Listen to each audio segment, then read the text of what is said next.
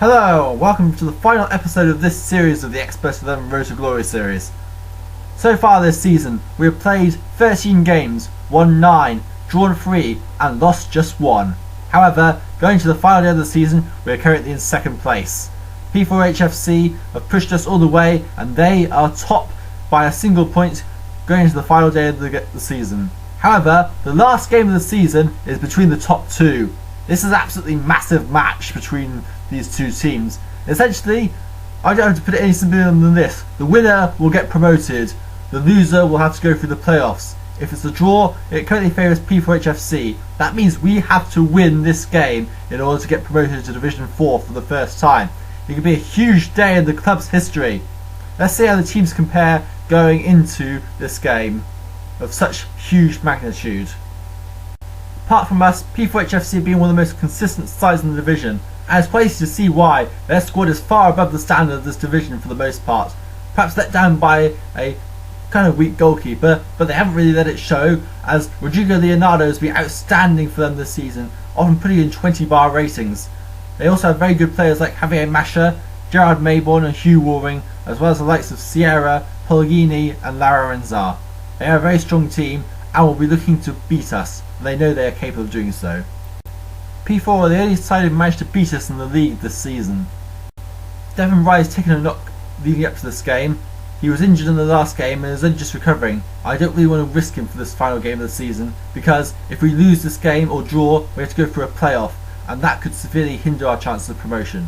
We've also got Deadly King, Waijuna and Azrat Zari all on yellow card warnings, although Zari is pretty unlikely to start this match given the strength of our opponents.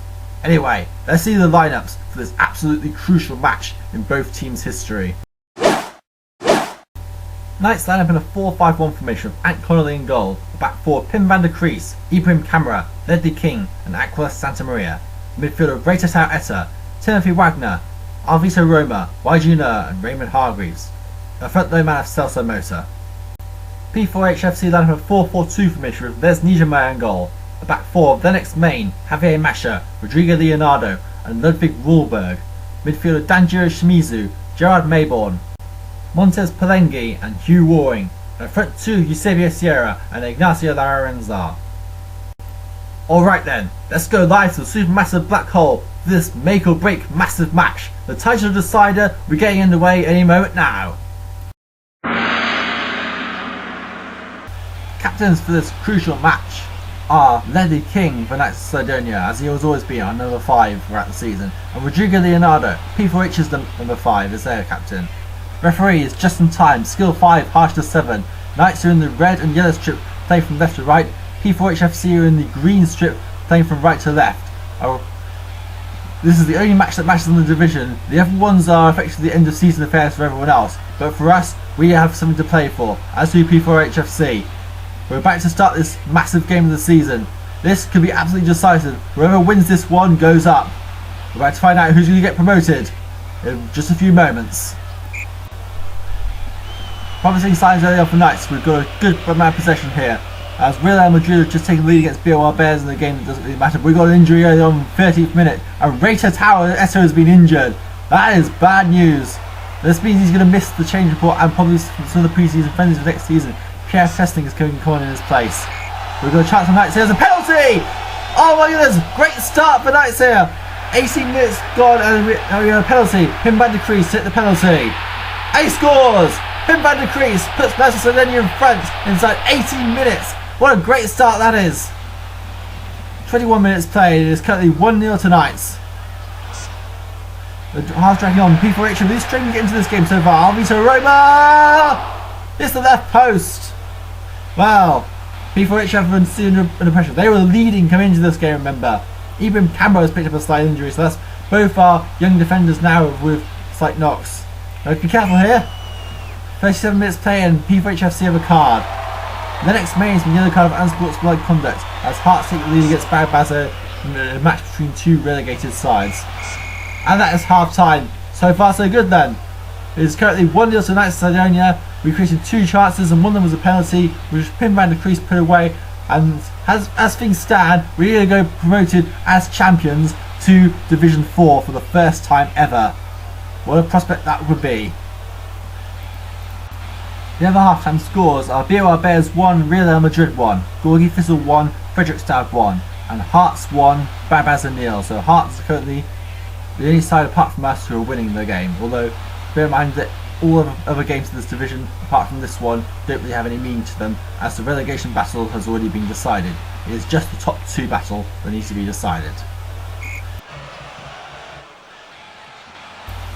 We're underway in the second half. Can Knights hold on to the lead, or will P4AH FC smash a dramatic equaliser to clinch promotion?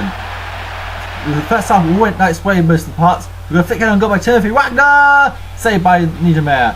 So, as things stand, Knights are going to get promoted, and we are really doing well in this game so far. P4AH FC on a single shot on goal so far. Celso Motor makes a save by Niedermayer. Well, this is looking very promising for Knights. It might be that we might be going up to Division 4 for the first time in the club's history. 78 minutes played, and Pierre Festing has decided on goal! And scores! Incredible this!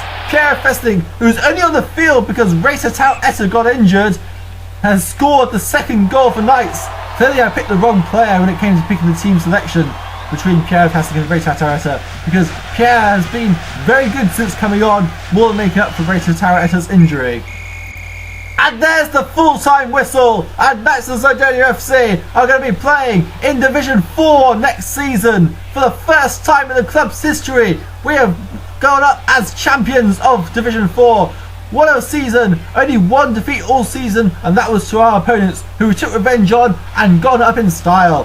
What a way to go up. I don't think we'll ever get a more dramatic promotion than this ever again. Last game of the season and all that. Well, what a season it's been. Gotta say, they pushed us all the way. P4AH FC should probably go up and through the playoffs because they deserve to. They've pushed us all the way this season, and we'll probably play them again next season. Then the King was the man of the match for Knights of Sidonia, and Rodrigo Leonardo the man of the match for P4AH FC. Couldn't have gone up in any better way. Totally dominated the game against P4AH FC. They created no chances whatsoever, and in the end there was only really one team in it who was taking that automatic promotion, and that team was us. It might have affected our development for the long term though, so this promotion via champions might be a bad thing, but who cares? We got to Division 4 for the first time ever, and now we have to seek about trying to establish ourselves in the higher regions of the Ultimate League. No longer will we be in the bottom divisions. We only need to have 4 more promotions until we get into the top flight of the Ultimate League. I was so excited over the automatic promotion that I forgot to screen cap the Team of the Week for after this match, but it was a very good one for us, I'm sure you know. I managed to remember what we looked like. So, here's the Team of the Week. Team of the Week is Marcelino Rivera in goal for BOR Bears. A back four, Rodrigo Leonardo, P4AH FC, Ledley King, Knights of Sidonia, Pim van der Kreis, Knights of Sidonia, Aquila Santa Maria, Knights of Sidonia. A midfield of Timothy Wagner, Knights of Sidonia, Gerard Mayborn, P4AH FC, Y. Junior, Knights of Sidonia, Raymond Hargreaves, Knights of Sidonia, Eusebio Sierra, P4AH FC, and Ronnie Tiak, BOR Bears. I assure you I'm not. So these are our final DV totals, and I have to say they're pretty disappointing. Probably could have been better if we went to the playoffs. Oh well. Ant Connolly, disrupted by injury, finished on 14 DV, which is his worst total so far, I believe. Aquila Santa Maria finished on 15 DV, which is also pretty disappointing. But both Pim van der Kreis and Ibrahim Camara finished on 17 DV, and that's pretty important because Camara is well overdue a double jump. Now he's 21 years old. Hopefully he will get it at this change report. Devon Riley got injured twice, and as a result is going to finish on 15 DV. Timothy Wagner was a player of the season, but despite that he only finished on 4 DV due to his age. Waichiguna did just enough to make 10 DV. Alvisa Roma and Raymond Hargreaves have both finished on a very disappointing 15 DV, and I don't think that's going to be enough for them to go up in the change report, to be honest. Pierre Festic finished the season on 15 DV, which is pretty good. Retitao Etta had a really poor DV season. He ended the season injured and is going to end the season on 13 DV. Probably not played enough due to Wagner. He is the guy who suffered by the looks of things. Azrat Zari finished on 15 DV, which is okay, I guess. He should go up a bar, but trying to get him to double jump over the next few seasons, we're not getting as good DV as we did with our other youngsters. Celso Motor finished the season on 16 DV, which is a shame because I was hoping to try and see if we can get up to 17 DV with how long he'd been on 16, but no. Hopefully we can get the best out of Motor though. He might be able to go up a bar at the change report. So the final standings, Knights win the division on 33 points with 10 wins, 3 draws and only 1 defeat. Ahead of P4AH FC, who were so close and yet had to go for the playoffs after that last day defeat. With 10 wins, 1 draw and 3 defeats, they finished on 31 points, which is not bad at all really. BOR Bears were a long way back. They were a full 10 points behind P4AH FC in the end on 21 points after they could only draw with Real Madrid, who finished in 4th place on 20 points as a result. Fredrikstad could also only draw against already relegated Gorgi Thistle. They also finished on 20 points but were worse off goal difference and with the exact same number of wins, draws and defeats as Real Madrid. Hearts were relegated after being promoted to Division 5 under their current management, so they'll have to try and get back up again next season. But they did have a reasonable season with 4 wins, 1 draw, but 9 defeats ended up sealing their fate and they only collected 13 points in the end. Gorgi Thistle, after surviving last season, had a terrible one this time out, only picked up 9 points this season and only 1 win, 6 draws and 7 defeats condemned them to relegation. And Xpert 11 finished bottom of the league with just 1 win, 4 draws and 9 defeats. They were pretty much not cut out for this division in the end, and they will be going back to Division 6. So for winning the title we get 1 million econ, so that's a very nice boost to the club's coffers. In addition to that, Timothy Wagner scored the most points in the league, and so we'll get extra money for that. Well, Timothy Wagner, you stole up pretty much on the last day with that setup for PF Hesselink. So good on you, Timothy. What a sign you've been despite being 38 years old. Best 38-year-old we've ever managed to buy. Finally, we've got about 200,000 econ for the manager of the round 4 times this season. So in total we've got about 1,500,000 econ to go into the club's coffers post-season, all which will be spent on form training in preparation for our debut in Division 4. Timothy Wagner's used this opportunity to decide that this will be his last season for the club. So he's had a good solid 1 season at the club, but he's obviously getting very old now. He'll be 39 after the change report, so he's going to be retiring at the end of next season. He'll get to experience Division 4, especially with Ray Tower injured for quite a long time, but hopefully after that we can get up to speed again. But anyway, thank you for your service, Wagner, and thank you for your contribution in getting us to Division 4. Let's hope that we don't miss you too much when we're in there itself. Okay then, time to see the change report. Hopefully it's a good one. I'll report back at the end of the change report to tell you how I think it all went.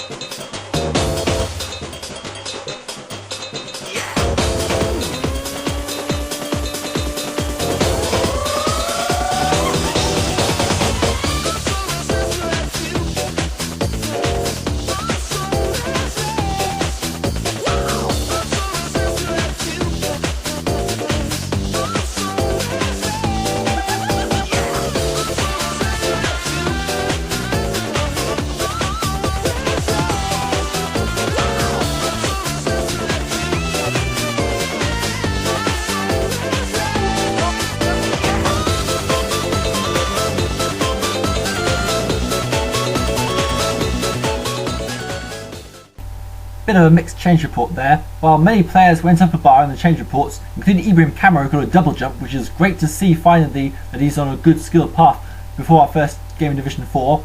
However, Alvito Roma, Raymond Hargreaves and Celso Moto have all failed to go up a bar now. That is pretty damaging for their development, which is pretty tricky at this stage of their careers. They are about to enter their prime. They're 25 years old, they're verging on what should be their best years of their careers. So hopefully the fact that we're only 12 bars isn't too damaging for our debut in Division 4. We'll have to see what comes in time.